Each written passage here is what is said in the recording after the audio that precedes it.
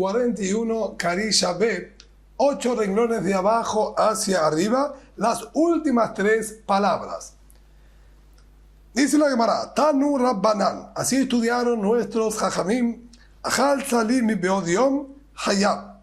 Una persona que comió de la carne del Corbán Pesach asado como corresponde, pero lo comió en la tarde del 14 de Nisan, que no es el momento de consumirlo, como estudiamos en la clase anterior, tiene que ser consumido en la noche, de consumirlo asado como corresponde, pero en la tarde del 14, dice aquí la Baraitá, Hayab, a esta persona le corresponde recibir latigazos, porque estaría en falta y en una prohibición de la Torá, que inmediatamente vamos a ver cuál sería. Hayab, y si come también una medida equivalente a el volumen de una aceituna de la carne del Corbán Pesach semicrudo en la noche del 15 de Nisan, también estaría merecedor de castigo del latigazo. Ahora bien, con respecto a la prohibición de comerlo semicrudo en la noche del 15, vimos en la clase anterior claramente la prohibición. La Torah dijo al tojelumi menuna ubashel mebushal bamaim, no pueden consumirlo semicrudo ni hervido, sino asado, y dijimos que en la noche que fue dada la orden de comerlo asado, fue dada la prohibición de no comerlo hervido o semicrudo. Entonces, que le corresponde latigazos por comer en la noche del 15 de Nisan semicrudo, no tenemos duda y está perfectamente comprensible. El punto es que aquí la Baraitá me compara aparentemente las dos prohibiciones: el semicrudo en la noche del 15 y el asado en la tarde del 14. Mana Belam, así como en la noche del 15 el semicrudo es una prohibición, una negativa expresa en la Torá y corresponde dar latigazos, Afseri Belam. Entonces también el consumo del 14 asado también tiene que ser una negativa escrita en la Torá. Entonces, Bishlamana, que con respecto al semicrudo, está escrito en la Torá claramente, no lo consumas semicrudo. El Atzarim Menalán, pero ¿dónde está escrito en la Torá la prohibición de no consumir Corbán Pesach asado en la tarde del 14? Dice la Mará, la Torá nos dijo, comerán la carne en esta noche. Deducimos automáticamente, debe ser consumido en la noche y no en el día. Entonces, cuando la Torá es tan clara diciéndome consúmelo en la noche, se sobreentiende que no se puede consumir durante el día. Y yo estoy yendo contra esa indirecta que me dijo la Torá de no consumirlo durante el día. Dice la Gemara, es verdad y es correcto interpretar el pasuk de esa manera. De todas maneras, no es suficiente. Hay la ba michlal aseu. Esto sería una prohibición y una negativa que se deduce de una orden activa y positiva.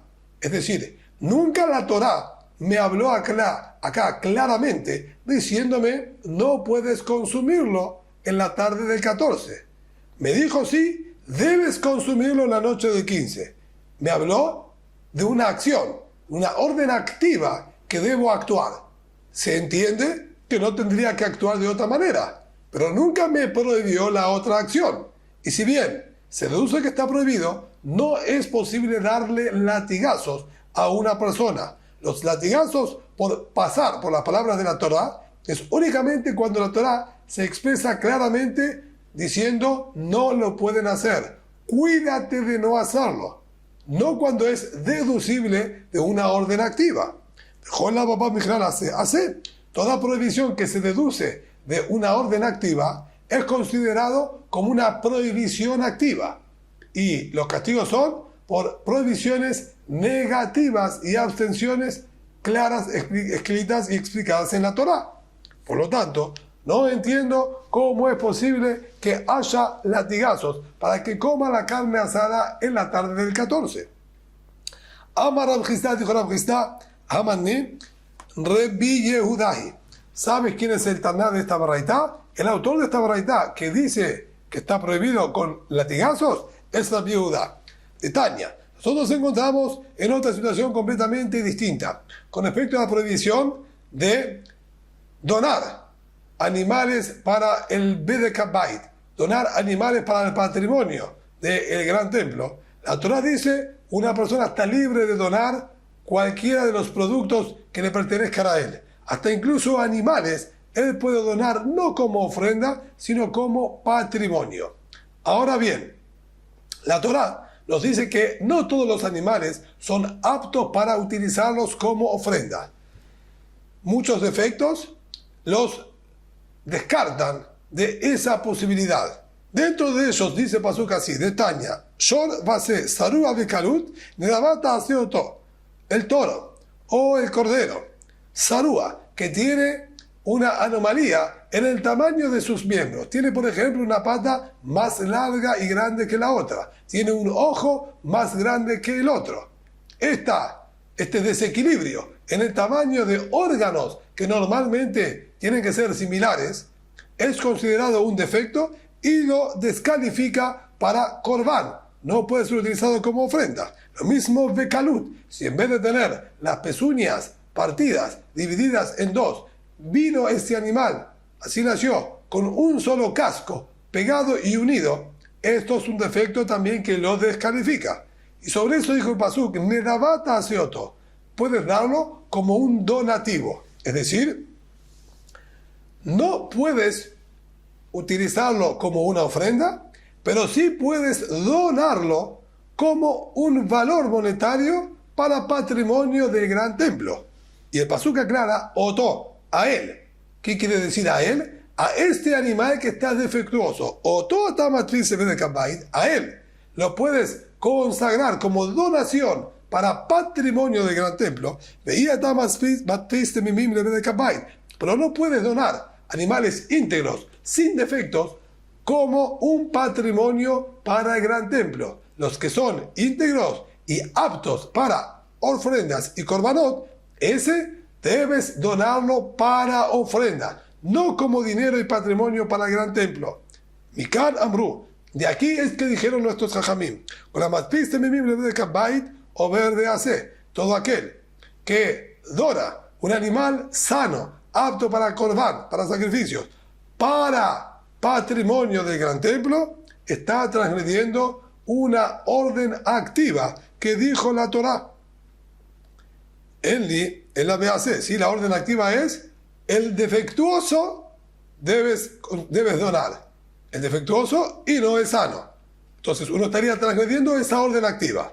Pero continúa ahí a Barraitá y dice en la BAC, hasta aquí tengo solamente una prohibición deducible de la orden activa. Pelota Semenay, que además hay una prohibición y entonces correspondería dar latigazos aparentemente. Menay, ¿de dónde aprendemos esto? Habló Hashem con Moshe diciéndole, esto está indicando que todo lo que está escrito en esa porción, en ese párrafo de la Torá, está bajo una prohibición. Y ahí, en esa porción, en ese párrafo, dijo, debes donar el imperfecto como un patrimonio y no el sano. Y sobre todo lo que está escrito ahí, hay una advertencia de no transgredirla. Por lo tanto, correspondría malkut y latigazos. Libre Rabbi Yehuda, así fueron las palabras de Rabbi Yehuda. Amalo Rabbi de Barca Pará, le dijo Rabbi a Barca Pará, es el nombre de otro sabio, de otro jajam. Mai Mashma, ¿cómo es que se entiende de lo que está escrito en el Pasuk? Habló Hashem con Moshe diciendo, de ahí se entiende que hay una prohibición y una negativa por parte de la Torá. ¿Cómo llegó a esta conclusión Rabbi Yehuda? Amalo le dijo, Dichtiv lemor, lo neemar bidvarim. La palabra lemor, que se escribe lamed alef, mem y resh, sería una palabra compuesta. Lamed alef, lo. Y luego volvemos a utilizar la alef, alef mem resh, emor. Lo, emor. No está dicho en estas palabras. Es decir, cuando Hashem habló con Moshe, lemor, diciéndole, lo, emor. Una prohibición está dicho en esto que te voy ahora inmediatamente ordenar.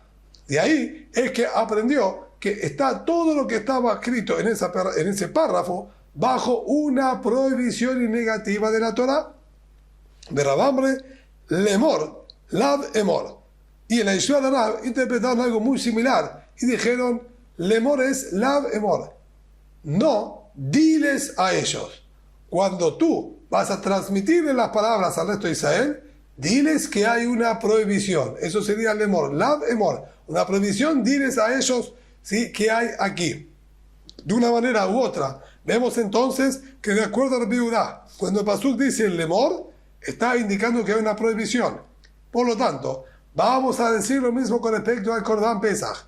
Apenas comienza el párrafo que da las instrucciones y prohibiciones con respecto al Corban Pesach, el pasuk dice, habló Hashem con Moshe y Aarón, Be'eretz Misraim lemor, en la tierra de Misraim, lemor, lav emor. Diles que hay aquí una prohibición. ¿Qué prohibición? Deben comerlo asado en la noche del 15 y no asado en la tarde del 14. Y por eso es que dijo la baraita anterior que corresponde también darle latigazos al que coma la carne del Corban Pesach asada en la tarde del 14. Por lo menos de acuerdo a la interpretación de Rabbi Yehudá. Ahora bien, volviendo a la Mishnah última que estudiamos, dijo Metash Mishosh el Nachtom, el agua que utiliza el panadero debe ser desechada. Este agua la utilizaba el panadero para enjuagarse sus manos y enfriarlas, pero al tenerlas sucias con restos de masa y harina, es muy propensa a que los restos que se van desprendiendo de su mano fermenten en el agua. Y en Pesach esto está prohibido por tener jamés. Estaríamos teniendo en nuestro poder productos leudados. Por lo tanto dijo que debe ser desechado. Tanjada, Shofjin Bemakom Midrol. Por un lado estudiamos que deben ser desechados en un lugar con pendiente, para que el agua no quede estancada, vaya bajando y se vaya absorbiendo en la tierra y se pierda por completo. Pero no puede ser desechada en una tierra que tenga cavidades, en un terreno imperfecto, poceado, ya que el agua va a quedar acumulada en alguna de estos pequeños pozos y se va a fermentar al estar estacionada bajo el sol y está el agua con los restos depositados ahí, se va a fermentar y leudar. Por eso debemos preocuparnos de desecharlo en una pendiente, cosa de que el agua vaya bajando y se vaya infiltrando en la tierra y no quede el producto leudado con el agua, o que no quede los posibles productos a leudar con el agua. Taniaída. Por otro lado, estudiamos otra baraita que dice Shofjin Bemakom HaEshboren. Lo puede desechar incluso en un lugar poceado. Entonces, ¿se puede desechar el agua en un lugar poceado o no? La Kashia se llamará esto no es dificultad. Adenefiche de cabo, adenefiche de la cabo. Cuando es mucha cantidad, que entonces va a quedar acumulada porque no se va a poder absorber tan rápidamente, ahí está la prohibición. Pero si la cantidad de agua es mínima, es pequeña, por más que esté el lugar poceado, se va a infiltrar dentro de la tierra inmediatamente y no tenemos ningún problema. Por lo tanto, va a variar de acuerdo a la cantidad de agua que tenemos nosotros que desechar. Ama Rabbi Judá. Dice ahora Rabbi Judá un par de cuidados que tenemos que tener o que tiene que tener la mujer, la que normalmente fabricaba y producía la matzá. Ama Rabbi Judá, Isha lo talush ela bemaim shelanu. La mujer no debe amasar la matzá, sino con agua que pernoctó, que sea agua que fue tomada durante el día y nos preocupamos que haya pasado toda la noche descansando y enfriándose para luego utilizarla estando bien fresca y enfriada. En cambio, si nosotros tomamos agua recién recolectada que estaba bajo el sol y vamos a preparar la matzá, la temperatura que tiene el agua va a agilizar el leudado y es riesgoso formar una matzá con esas aguas. de la Ramatará de Papunia. Y así enseñó públicamente Ramatará en la ciudad de Papunia. Y él, cuando habló en la zona Kodesh. En la zona Kodesh en hebreo, Lanu quiere decir pernoctar, pero también se puede interpretar como nuestro, que nos pertenece a nosotros. Y él dijo que debe ser amasada la matzá con agua shelanu, con agua nuestra. Así fue como interpretaron las personas. De Mahar, de hecho, al día siguiente dice la Gemara, ay tu kule alma hatzvayu, vinieron todos con sus cántaros, se presentaron delante de Rab. Le dijeron, hablan maya, danos por favor agua, hemos venido en búsqueda de agua. Así enseñaste ayer que se tiene que utilizar el agua nuestra, es decir, el agua suya, debe tener algún agua especial. Venimos entonces en búsqueda del agua que usted nos ofreció y dijo ayer que debíamos utilizar de su agua.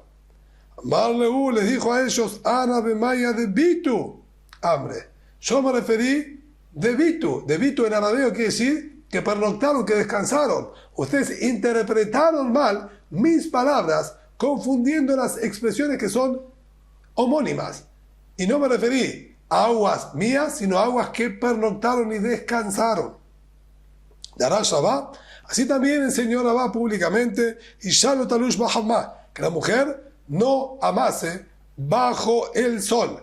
Al encontrarnos bajo el sol, obviamente el calor acelera y agiliza el proceso de fermentación. Entonces deben abstenerse de amasar las mujeres bajo el sol. Velo, ni tampoco con aguas que se calentaron con el sol. Y tampoco con las aguas que quedan en aquel depósito. Ellos solían tener una olla grande de cobre con una base muy gruesa que estaba prácticamente todo el día durante el fuego para tener agua caliente constantemente. Aquí nos está diciendo que incluso si se apagó y pasó un tiempo importante luego de haberse apagado, que no se puede tomar de esas aguas para fabricar la matzá, ya que eso mantiene el calor y las aguas generalmente van a seguir siempre en una temperatura alta o tibia, y eso no favorece para la fabricación de la matzá, ya que nuevamente esto agiliza el leudado. Pero